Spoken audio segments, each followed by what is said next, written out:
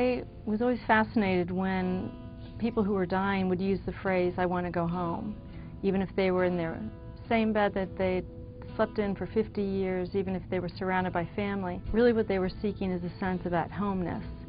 And so as I began to think about the various avenues in which I have worked, whether it was hospice or at Ground Zero or with people who are suffering, I realized that what many of us seek when we are feeling lost or in despair is a sense of at-homeness.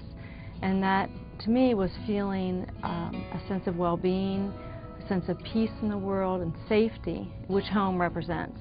So the voice that calls you home was really a metaphor for helping people to tune in to what it is that gives them meaning, whether it is a conception of God, whether it is an inner voice, whether it is a specific talent that gives them a sense of peace or well-being in the world, because out of that place you can make better decisions for your life and for your loved ones. After being a hospice chaplain for over 10 years, it was a very odd experience, to say the least, to be diagnosed with breast cancer myself. Having confronted the terror of my own mortality, I think as I work with other people who are facing a diagnosis that is difficult to bear, I hopefully am more present, more empathetic.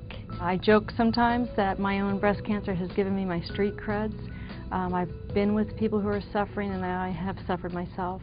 What I would like readers to take away from The Voice That Calls You Home is a sense that they have an opportunity to look back at the events in their lives, even the most traumatic ones. As they begin to look at their experiences, they might have that opportunity to begin to think about them in a new light, instead of just seeing the IV infusion, for example. They may see the friend who was there with them, who was really concerned and caring and brought their humor and brought a sandwich and brought their presence. But what's important is that no one really can do that work for the reader.